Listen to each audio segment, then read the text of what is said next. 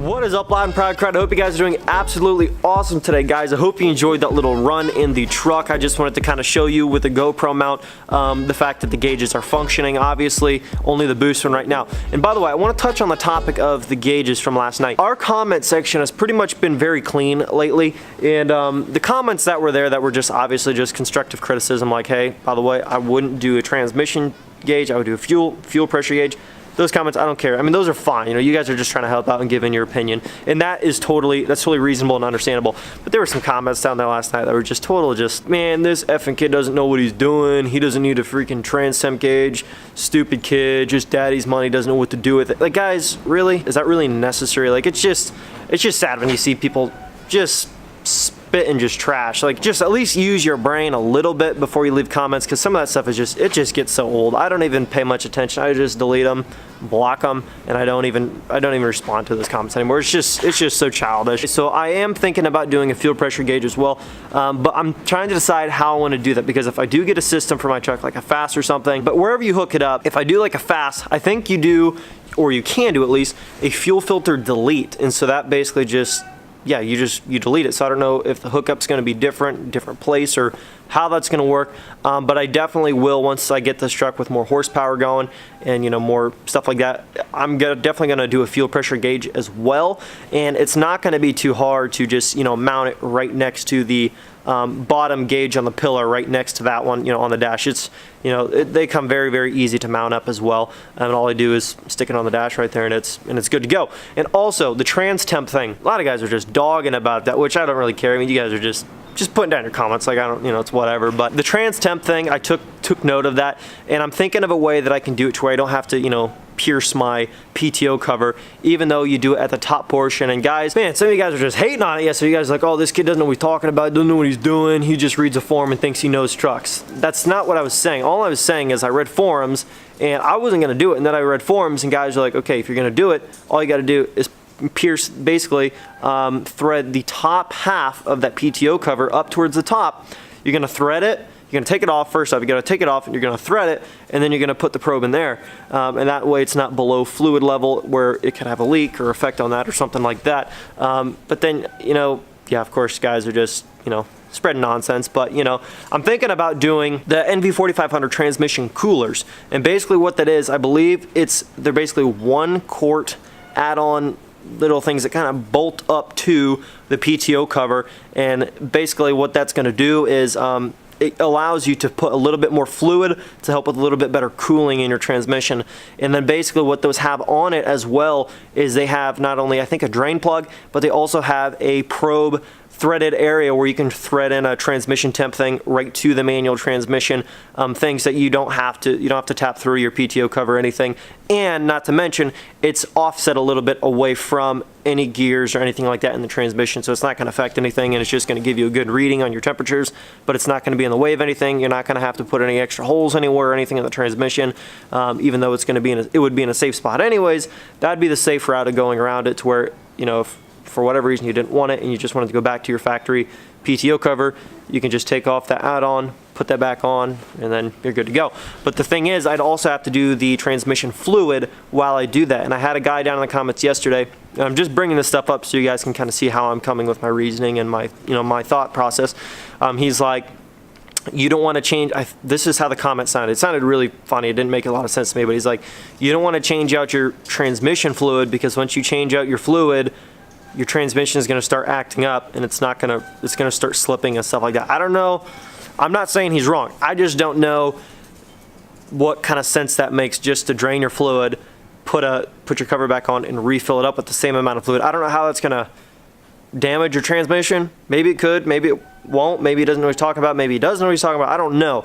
I just want some more insight on that. Do you guys think that changing out my transmission fluid is going to cause me any issues? Some people say it's going to cause an issue, and I kind of don't. I mean, I'm not going to say I know everything, because I obviously am far from that, but I don't know how that could be hurting anything, because all I've heard is if you don't keep up on your maintenance and your fluids and flush it and stuff like that, you're going to have problems, versus if you do actually do that. So I don't know. All that aside, let me know down in the comments. You guys think I should just get those little, I think they're like 1 quart size add-ons. It's on one or both sides of the transmission, and then basically there's already a tapped threaded spot for the probe on those things, and so you don't have to actually tap anything. That's part of the factory transmission setup itself. Think about doing the fuel pressure. I'll do the fuel pressure, I'll do the transmission thing, but I'll do a safe route to where nobody has to worry about me damaging anything. So I'll get that taken care of, and I'll do it the way that makes the most sense to me. And I understand some guys are down in the comments, if it's a manual, you don't need a trans temp, you're an idiot, whatever. If I have it, why not just buy the little add-on things and, you know, get the trans temp thing in there so you can have it. You know, guys are saying even if it's a manual, when you start to run high horsepower, even if you have a good clutch, your transmission temps are still going to fluctuate a little bit when you're running high horsepower, when you're running it hot. So it's not a bad idea to have those little add-ons to help with cooling, and also it's not a bad idea to have a transmission temp thing to actually know what your temperatures are, you know, because just like anything else, it can run, it can get hot, and it's good to at least be able to monitor it. Whether something goes wrong or not, at least you can keep an eye on it. So that's the purpose of gauges, so you don't have to worry about that kind of stuff. I was going to talk about interior for my truck. I posted on my Snapchat the other day, which you don't have me, add me up here. I asked on my Snapchat, should I do King Ranch truck interior on my Cummins? And what I meant by that was not obviously the dash and the steering wheel. I'm not going to do forward steering. I'm not going to do all that crap. What I meant by that is just the front seats. I had a picture on there of some King Ranch front seats. I would get front seats preferably and try to get the King Ranch front seats with an armrest and basically delete the center console and just have the open concept in the middle of the truck and just have the two big captain seats with the armrests on them of King Ranch interior. Now obviously it's not going to be a direct bolt up, so I'd have to have somebody fabricate, you know, the bolt up points to where it would make sense and it would fit and it would sit level and everything sit perfect. But the seats are the same dimensions, so it wouldn't take up any more or any less space. It would be the exact same size as my big seats in the front as of right now. They're both 24 across and I think 27 inches deep, and basically the bolt up points are about 12 inches and 12 inches front and back. So it's very, very close, but obviously the floorboards are a little bit different shape, so the bolt up points aren't going to be identical, and we're going to have like probably little steel blocks or something that looks good, fabricated professionally, and put on there so that we can bolt those seats up in there.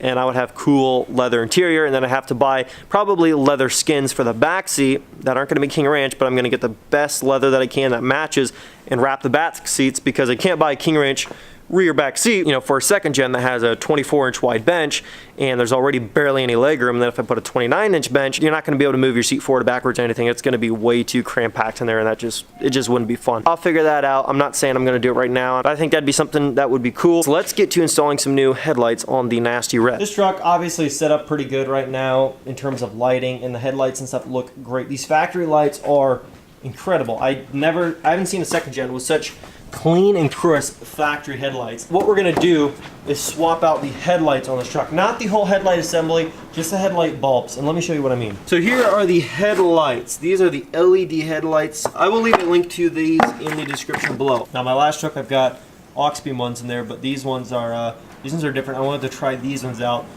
just to see what the difference is in performance in the truck. So what we're gonna do, probably take out the headlight assembly. This makes it so much easier when working on these headlights. I would highly recommend just taking out the assembly when you're swapping out the bulbs instead of trying to reach down in there and fiddle around with it, because it just makes it a little bit more difficult when you can't see what you're doing. So I would just recommend taking out the headlights. It's pretty easy, and then just swapping out the bulbs and setting them back in there. So we're gonna get to doing that right now. Let me show you what they look like before, so you can get an idea of how much better they are after. So here's what they are right now. These second gen halogen lights, I mean, they look all right, but they suck.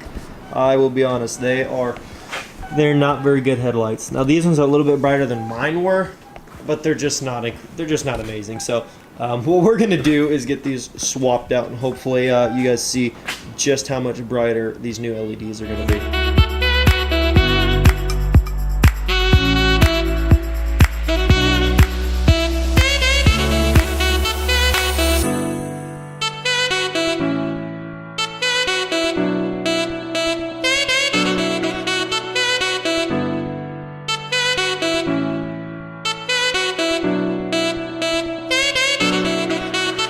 Let me tell you something. They're so easy to stinking install, okay? I had this headlight out in probably, I don't know, 2 minutes. This is such a good system. The aux beam headlights, don't get me wrong, they are incredible. They work really well. But one thing that I did not like about them, and I'm just being very honest, one thing I did not like is the fact that you had to take your screwdriver and undo two tiny itty bitty screws just to be able to get this thing off, and one of them actually stripped, taking it out, and so it just made it a real pain in the butt to get it out, you know, to begin with. But this is so much easier. This little piece right here, which is just a no-brainer to have, a quick connect, just slides down in there, you line it up, there it goes, snaps in. You're ready to take your little, you know, this thing and slide it on there so that it's gonna, you know, work for you. You slide it on right there. You take your piece, your quick connect. There's these 3 little teeth right here on the outer edge. You're gonna take this, you're gonna line it up, put it through those, and then you're gonna take your headlight and just kind of, you know, wiggle it back and forth, and then right there, that's locked in. Okay, that's good to go. Now let's go install this. This is a very, very, very easy light to install. Now if my camera doesn't fall, this will work out. Basically, you're gonna take this, because you see these little grooves here? Those little grooves right here, those have to fit on the grooves that are inside the headlight assembly. So you're gonna just wiggle it around back and forth until it lines up with those little grooves. It gets up in there. Okay, so those are in there. Now all you do is you take this with the 3 little teeth, slide it up onto the tracks on the headlight assembly, rotate that, and it locks in. You just plug this thing in and it's good to go.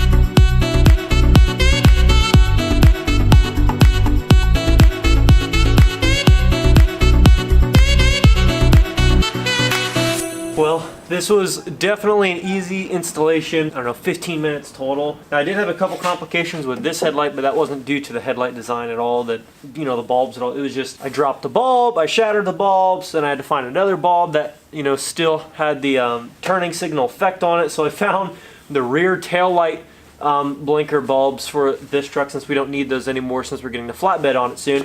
I got those and I swapped them out so that they're at least both the same color. Now this isn't ideal, and we still are probably gonna have to swap it out eventually with you know, color flashing bulbs, the ones that were kind of like orange tinted that it had before.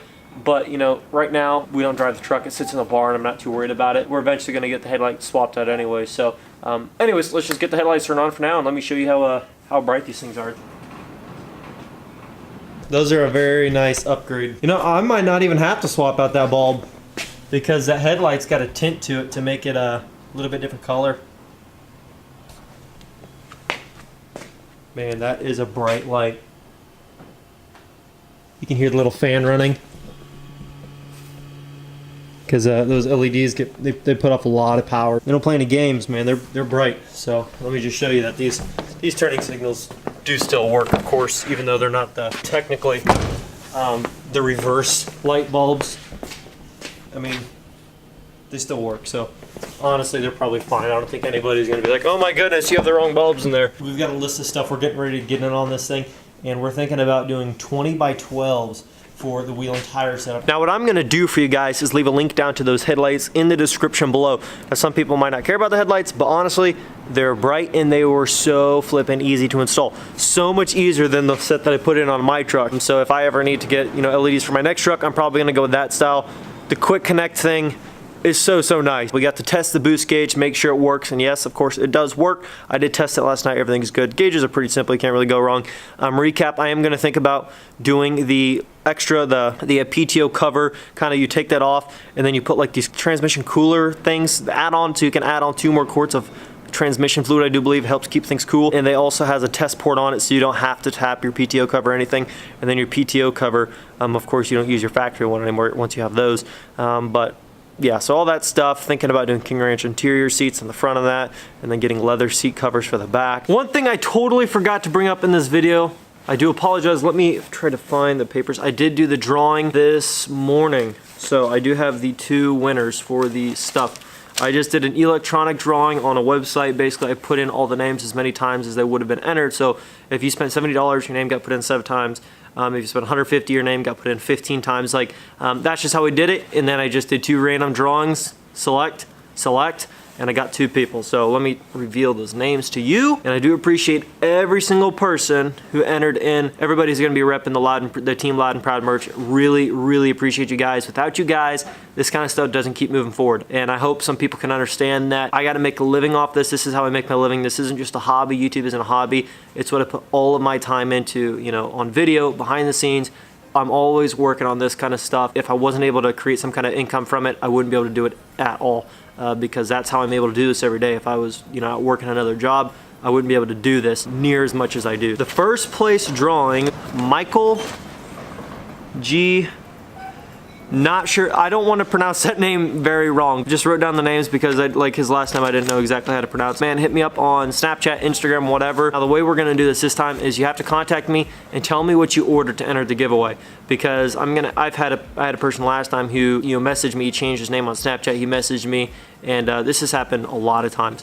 They're like, oh hey, I'm the guy who won the stuff, and they changed their name on the thing so it looks like them, and I didn't even think about asking, well, what'd you actually order? Because they didn't enter the giveaway at all, but they were just trying to scam me and get free stuff. So Michael, you get the option between GoPro Hero 4 Silver Edition and an accessories pack, or any McTuning product that you would like to have. So definitely let me know. Maybe camera's more useful, maybe some lighting accessories for your truck is more useful.